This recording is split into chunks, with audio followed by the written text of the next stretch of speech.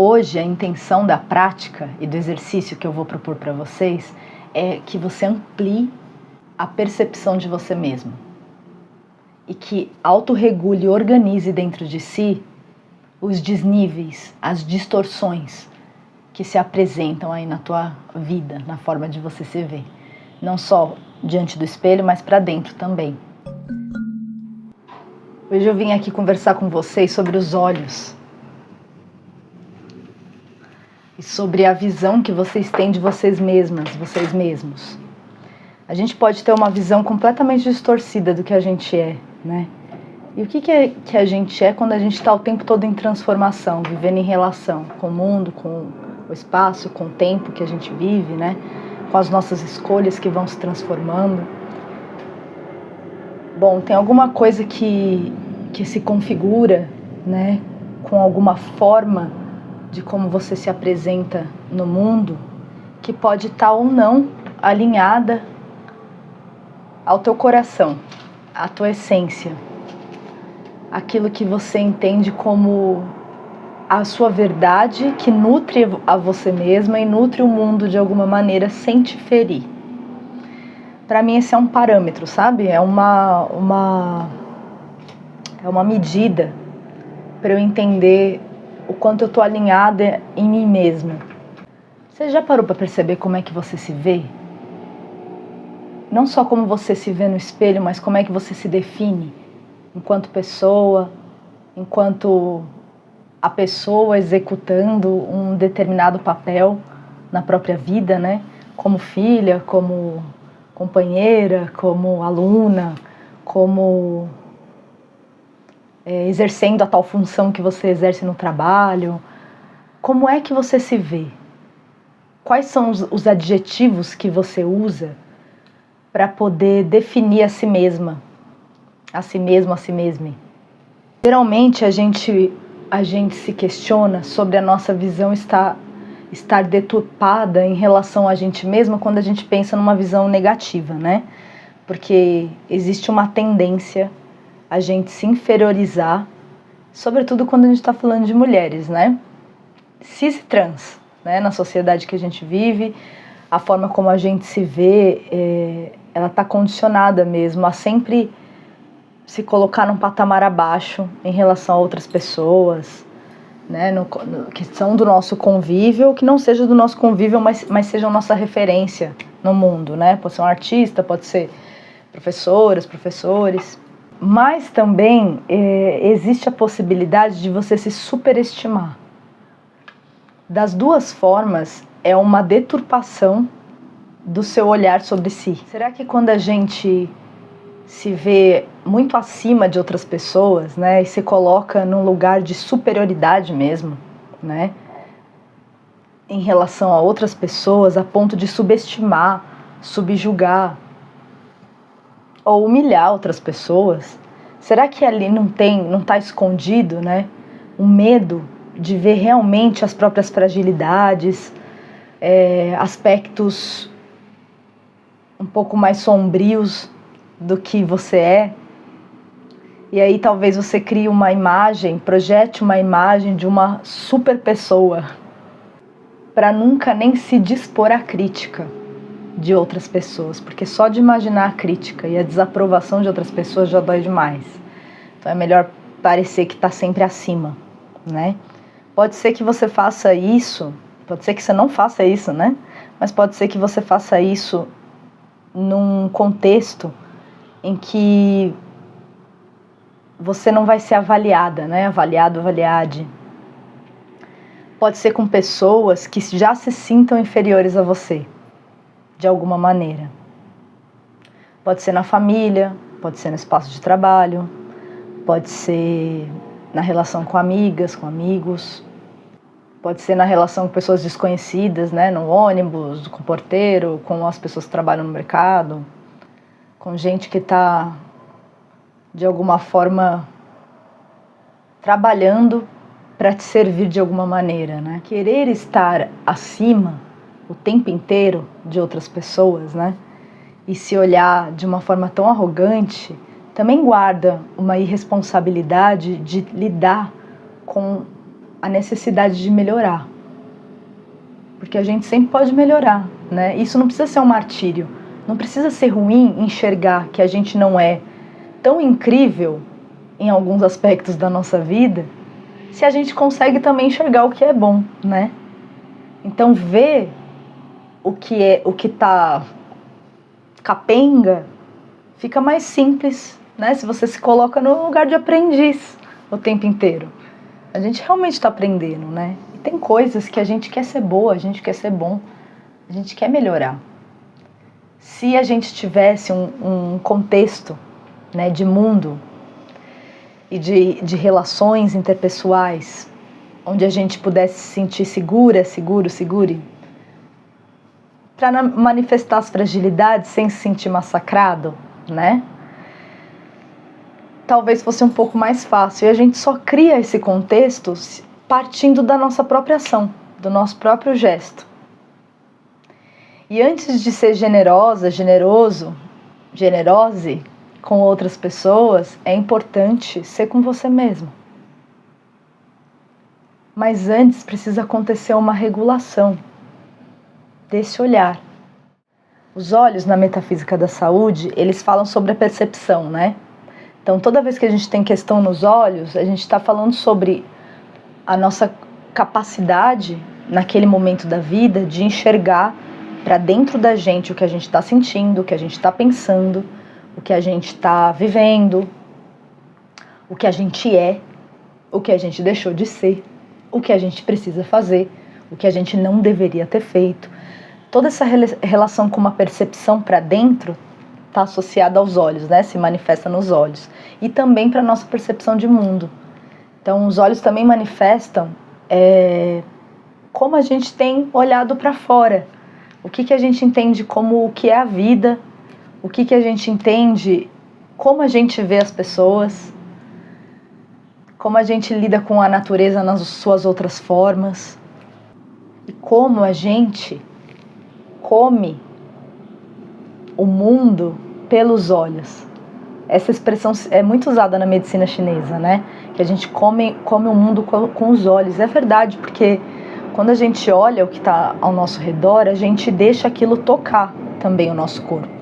Dando um exemplo bem simples, assim, bem trivial, é a gente assistir um filme, né, e ver uma cena que choque a gente de alguma maneira. Aquela cena entrou no seu corpo, né, e ela está reverberando dentro de você como se você estivesse vivendo aquilo. E tem as coisas que a gente de fato está vivendo no nosso cotidiano, né? Eu penso sobre isso. Eu moro em São Paulo, né, uma cidade gigantesca, com muito cinza. Tem aspectos positivos também, né, viver aqui. Não é só ruim, mas é uma cidade muito difícil de se nutrir. Porque o que está ao nosso redor é comumente muito duro, né, a não ser que você viva numa bolha, e não é o meu caso. Tem muita beleza sim, né, porque a vida está acontecendo em todo lugar, mas tem muita dureza. Não à toa é uma cidade com tanto concreto, né? Então percebe como que você se sente olhando o espaço da sua cidade, olhando a sua rua, olhando as casas que estão ao redor, as plantas, os bichos, os pássaros no céu. Você levanta o olhar para o céu. Você tem o hábito de fazer isso, de sair dessa visão da linha do horizonte ou da linha do umbigo, que às vezes a gente só fica na linha do umbigo, né? E olha para o céu, olha para cima, sabe? Como você vê o seu céu, né? Que é o seu céu, é o nosso céu, mas o céu que está dentro da sua perspectiva. Como que você olha o céu? Você percebe as mudanças que acontecem no céu e como isso afeta você no seu cotidiano? Ou o caminho que os pássaros fazem, né? Às vezes a gente, até pelo lugar onde a gente mora, é difícil olhar para cima porque está tudo muito fechado, né? Às vezes tem vários outros prédios, outras casas ao redor, muros que tampam mesmo, bloqueiam a visão. Eu sei, eu já morei em vários lugares assim, né? Para mim isso é muito sufocante. Eu não sei como é para você. Você já se deu conta de que isso pode ser algo que limite a sua perspectiva de mundo e que te afete diretamente? Outra coisa que é interessante saber na medicina chinesa é que os olhos, eles fazem parte do elemento madeira. E o elemento madeira, na filosofia dos 5 movimentos, ele está vinculado ao movimento de ascensão, então de subida na nossa vida. É a imagem, né, dessa árvore, dessa planta que se ergue da terra e sobe na direção do céu. Então é um momento que exige um vigor, né? Os olhos fazem parte desse elemento e eles revelam, é a via de saída das manifestações que estão acontecendo ali no nosso fígado, por exemplo, e da nossa vesícula biliar.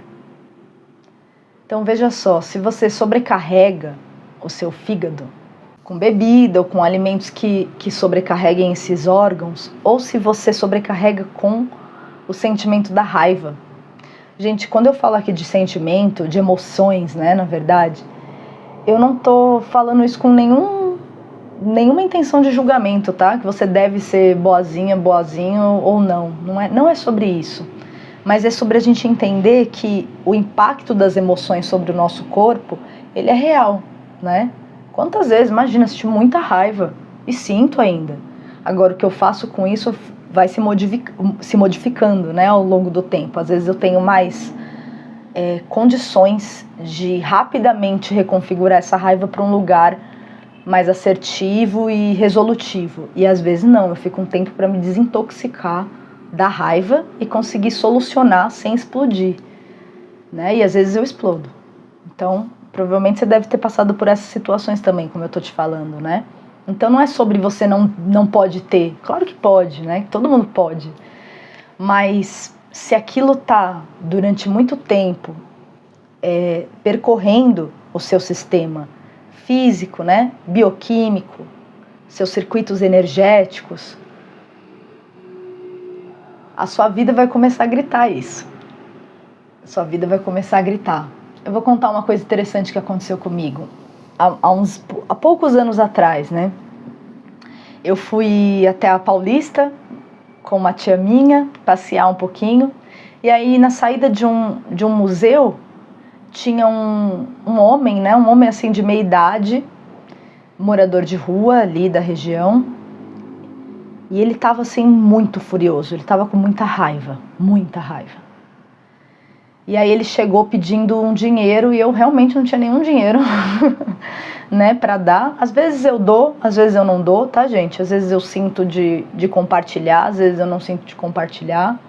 Isso pode passar por uma série de crivos, né, que eu vou estabelecendo ao longo do tempo, né? Nem sempre a gente doar é um ato de benevolência, né? Às vezes é só uma necessidade de aprovação, né? Ou às vezes é só cumprir com o que é ser boazinho ou bonzinho para você, né? Então a gente precisa perceber muito quando o nosso gesto ele está desvinculado de uma intenção genuína. Naquele dia eu não tinha. E aí eu falei, puxa, eu sinto muito, né? Hoje realmente não tem como eu compartilhar com você. E ele descontou toda a raiva dele. Aí ele falou, um absurdo, você não tem nada, como não tem 15 centavos para ajudar? Aí, na hora que ele começou a falar indignado, eu pensei, cara, eu mesma estava indignada comigo de não ter nem um pouco para compartilhar, sabe?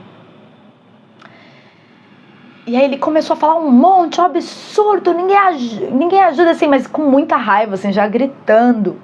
Ele falou, você não tem isso, porque vocês não querem ajudar, você sabe quanto tempo eu tô aqui? Aí ele começou a falar da história dele, né, ali. Então era um cara que a fala dele era bem lúcida, tá? Então me pareceu ser verdade mesmo, né? Porque tem muito disso também em São Paulo, mas era um cara que já tinha vivido um trabalho cultural, né? Ele foi artista durante um tempo, né? Trabalhou um tempo com música, ele foi contando de algumas coisas que ele fez, de alguns artistas que, inclusive, eu sei quem são, né? Citou o nome dos filhos, falando, poxa, você sabe... Porque ele viu que eu estava calma, né? E aí meus olhos também tocaram os olhos dele, enquanto ele estava lá vociferando com muita raiva. Eu não estava com pena dele. Eu acho que o que me fez não sentir raiva da raiva dele por mim, foi eu perceber que ele espelhava uma raiva minha também, uma raiva minha até comigo mesma. Eu estava indignada com o fato de eu não ter nada para compartilhar naquele momento. Caceta, né? Eu trabalho tanto, eu ralo tanto, eu tento tanto. O que é mais necessário para a gente conseguir ter um pouco para compartilhar? Era isso que estava transbordando em mim. Era essa raiva de uma vida que parece que está o tempo todo patinando. Olha como vai fundo, né? E aí eu olhei nos olhos dele, assim, fiquei prestando atenção na história e ao mesmo tempo sentindo aquilo reverberando em mim. E ele percebeu a calma, ele foi se acalmando enquanto ele estava conversando, foi me dando mais informações. Aí ele falou, você conhece essa artista que eu tô falando? Eu falei, eu conheço, eu sei de quem você tá falando, né? É uma artista assim, não é uma artista super popular hoje, né? Quem ele tava falando. Mas já foi mais conhecida, né? Aí ele falou, não, uma época a filha dela até me dava uma ajuda, mas poxa, né? Tinha umas injustiças que ele tinha vivido no meio do percurso dele, umas puxadas de tapete. Ele me pediu desculpa de ter brigado comigo, de ter gritado, né? Eu falei, não, eu tô entendendo a sua raiva. Você tem bastante motivo pra ter raiva. Falei pra ele, né? Ele, não, poxa, você não tem culpa nenhuma, né? Eu acabei descontando em você, ele falou pra mim. E aí foi uma conversa muito legal, assim, que me tocou muito, assim. Eu percebi, escutando esse cara, que eu não tava ouvindo a raiva que tava em mim. Sabe? Eu não tava me escutando com generosidade, com a generosidade que eu escutei o cara. Eu não tava decantando essa raiva e a sensação de justiça e as puxadas de tapete que eu levei. Então, aquilo se revelou como um recado, né? E foi um trabalho interno que durou anos, né? Olhar e continuar elaborando aquilo que ainda estava guardado e que precisava ter uma vazão. Eu vou também sugerir para vocês, depois dessa prática aqui, tem um vídeo que eu falo da trava número 4 do Jinshin Jutsu, que é uma prática de toque sutis, uma arte japonesa de toque sutis para reequilíbrio do corpo, mente e do espírito, né? Uma arte japonesa linda que tem me auxiliado muito em vários aspectos da minha vida, tanto no campo emocional quanto as questões físicas mesmo de saúde, né? E essa trava, ela fica localizada aqui na base do crânio, né? Se você colocar a mão aqui no seu pescoço, na cervical, e você for subindo devagarinho, você vai sentir essa curvinha que faz a conexão, né, entre as vértebras da cervical e o seu crânio. E aqui, se você passar um pouquinho as mãos, você vai sentir que de cada lado tem uma leve ondulação, né, dos dois lados.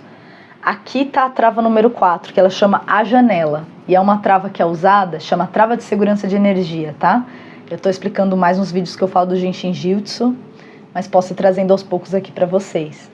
Então, depois assiste esse vídeo que eu estou falando com mais profundidade, estou fazendo uma prática com vocês, para vocês, né? Sobre a trava número 4. Então, vai lá olhar, e depois, porque tem mais reflexões também sobre essa relação com os olhos. E essa parte de trás do nosso corpo, ela tem um tecido, né, um trajeto do tecido facial, né, a fáscia, que é um super órgão comunicador e o maior órgão sensorial que a gente tem no nosso corpo. Essa região é uma região onde uma região que afeta esse trajeto da fáscia, ela afeta a nossa visão. Então a parte posterior do nosso corpo, ela também está associada à nossa visão, né? Mas os olhos, mais uma vez, estou sempre pensando para além do corpo físico, porque a vida acontece para além do nosso corpo físico, né? Então vamos começar esfregando as duas mãos.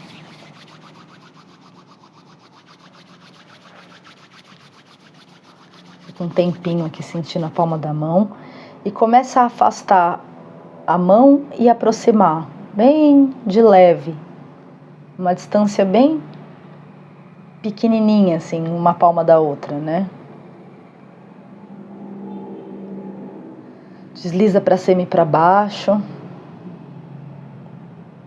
até você sentir esse campo, né, eletromagnético se apresentando. Às vezes dá uma sensação de resistência entre uma palma e outra, ou um calor. Pode ser que você não sinta muito agora, tudo bem, isso também é possível de ser expandido, né? Lembra que é só um exercício, mas que tem potência de transformação. Coloca as duas mãos sobre os olhos em conchinha e fica aqui um pouquinho comigo. Inspira pelo nariz, solta o ar pela boca.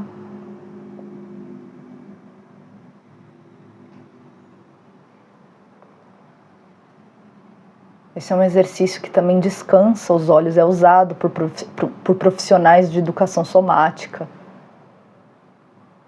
Realmente relaxa a vista.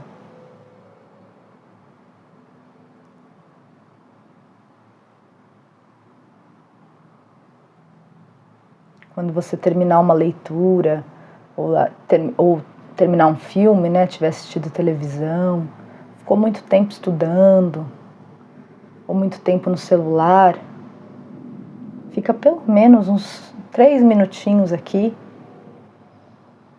Você pode apoiar almofadas debaixo dos cotovelos para ficar mais confortável para os braços. Você pode fazer deitada, deitado.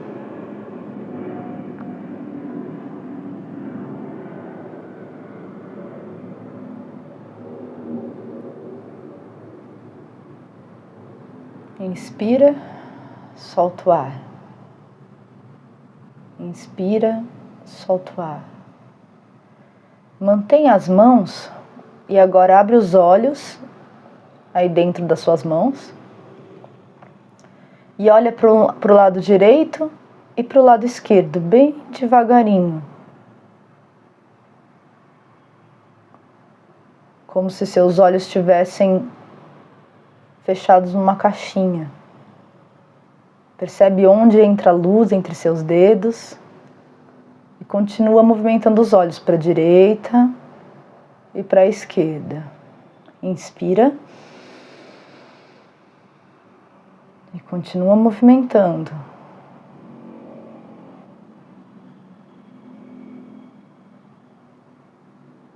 Agora para cima e para baixo.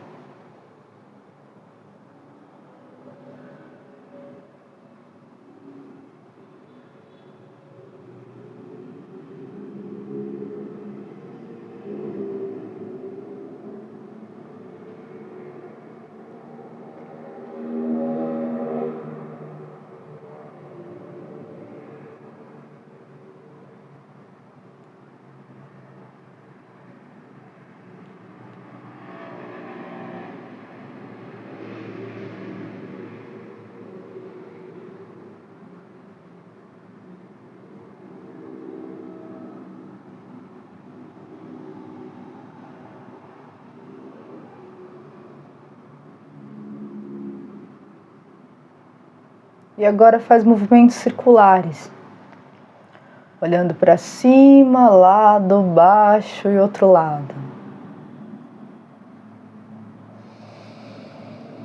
Lembra de respirar, percebe se você está tensionando o pescoço ou o ombro, relaxa, talvez abaixe um pouco a cabeça, que fique mais suave.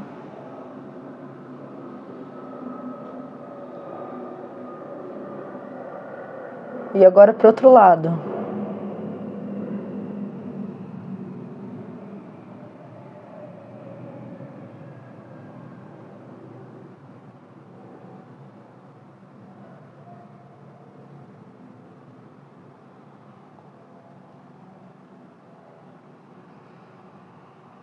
Fecha os olhos de novo e relaxa as mãos. Respira. Solta o ar.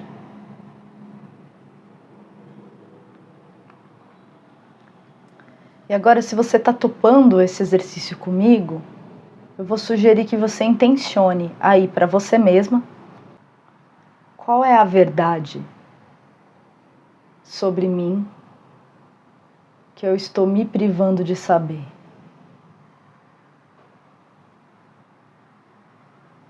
O que eu preciso enxergar sobre mim mesma. Pega a sua mão direita. Não pega não, só mexe a sua mão direita.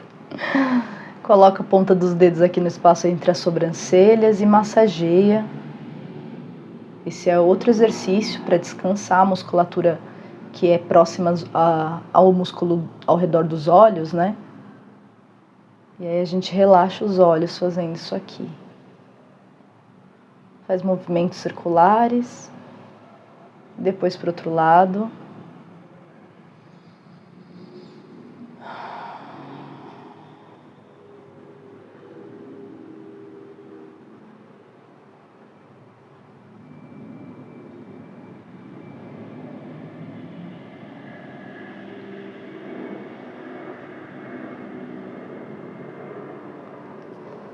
E agora com a ponta do seu dedão, você vai encaixar o dedo aqui bem na borda dessa cavidade ocular, que é esse espaço no nosso crânio, onde o globo ocular, né, onde os nossos olhos ficam alojados.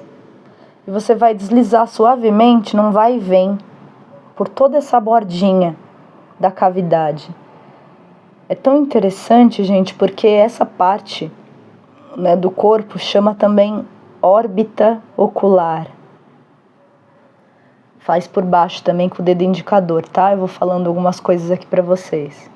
E o olho pode ser chamado de globo ocular. Então, me vem muito forte a imagem do planeta, né? Nessa órbita terrestre, nesse espaço. Um espaço onde ele se aloja.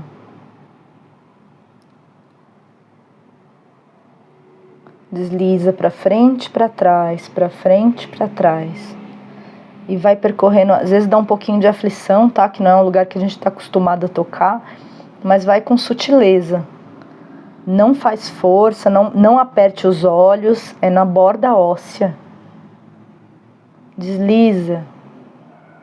Isso também é um exercício da medicina chinesa. Para poder relaxar os olhos, a gente começa a hidratar o tecido facial que passa pelos olhos quando a gente faz isso aqui. A gente lubrifica os olhos também fazendo isso.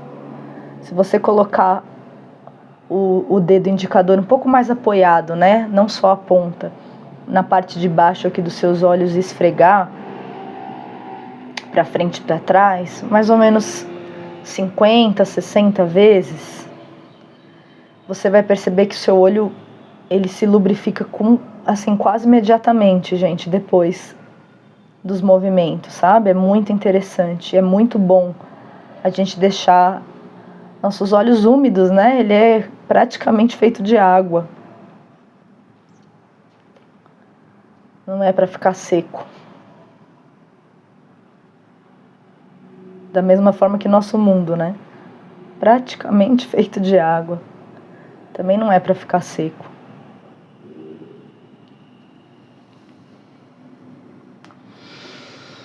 Inspira profundo e dá uma olhada no seu espaço ao redor.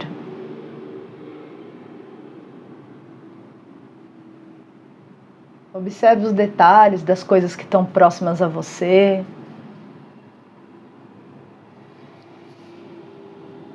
Coisas que talvez sejam do seu cotidiano ou talvez não sei onde você está agora.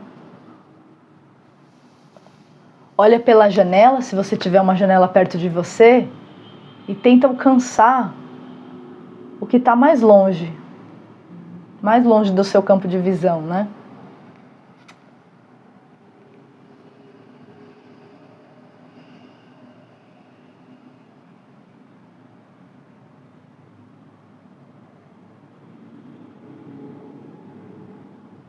Quanta coisa que a gente não vê, né? Porque a nossa visão está sempre anestesiada.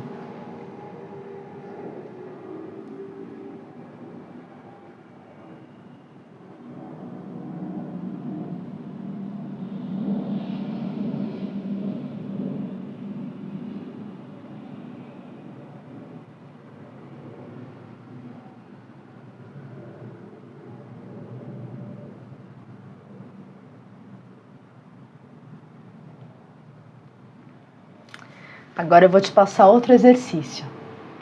Você vai pegar um espelho aí na sua casa, no lugar onde você está, vai colocar de frente para você, vai pegar um lápis, ou mais de um lápis, se quiser use lápis de cor também, e você vai ficar olhando para os seus olhos e vai desenhar seus olhos da íris para fora, várias vezes.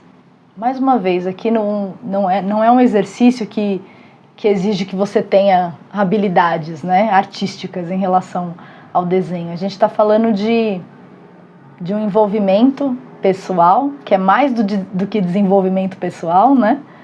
A gente se desdobra depois de se envolver, né, na gente, para poder se transformar, se envolve para poder se transformar, né, e poder expandir e desdobrar isso para o mundo. Você se aventure, né, brinque com o jeito como você está retratando os seus olhos. A gente não precisa fazer um desenho realista, tá bom? Mas a indicação começa de dentro para fora. E depois você vai começar de fora. E aí fora pode ser toda essa região aqui, ó, da sua face, né, próxima à sobrancelha, têmpora, cabelo, né? Ou pode ser, o fora pode ser a cabeça, né? Você que vê até onde você quer delimitar, né, esse fora nesse momento, tá? É sua escolha. Mas de fora até chegar no olho. Então é como se você for desenhar a cabeça, você começa pelo cabelo, aí você passa por esse contorno, né, do seu rosto, aí vai pro queixo, bochecha, têmpora, testa. Você vai fazendo uma espiral para dentro até chegar nesse olho e aí vai para íris. Ou você pode ir pelo próprio olho, começa pela pálpebra, aí vai fazendo cílios, né, vai desenhando o que você enxerga até chegar na íris.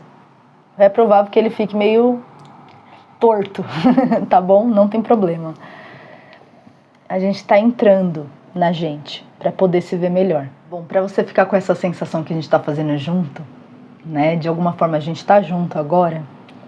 Eu vou colocar uma música para você ter um tempo desse desenho, já que você reservou um tempo para esse vídeo, né? É interessante você fechar esse momento aqui comigo. Então eu deixo um tempo aqui só uma música para você fazer o seu desenho. E depois que você terminar esse desenho, eu vou deixar aqui o meu e-mail. Eu vou adorar ver, né, se você me permitir. Eu só compartilho isso em redes se você me autorizar. Então você pode me dizer no e-mail: Maitê, eu gostaria que só você visse, não quero que compartilhe. Maitê, pode compartilhar, não tem problema nenhum, né? E aí eu sempre reforço que a ideia é um exercício de autoconhecimento, é um exercício de autopercepção, né, de dentro para fora.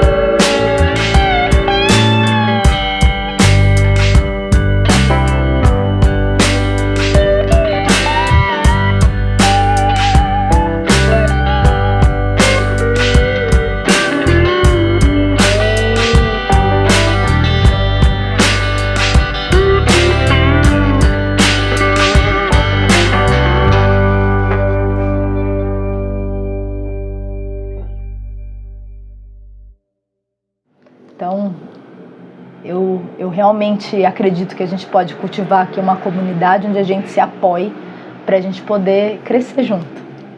Então, muito obrigada pela sua atenção hoje. Eu espero que tenha te movimentado de alguma maneira.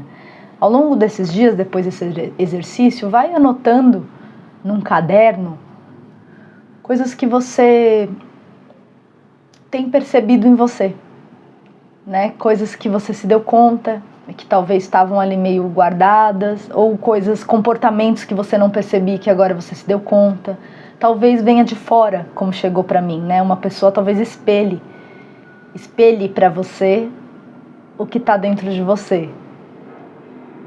Olha o que está acontecendo ao redor e lembra o que você fez hoje, porque um gesto com intenção, ele tem poder.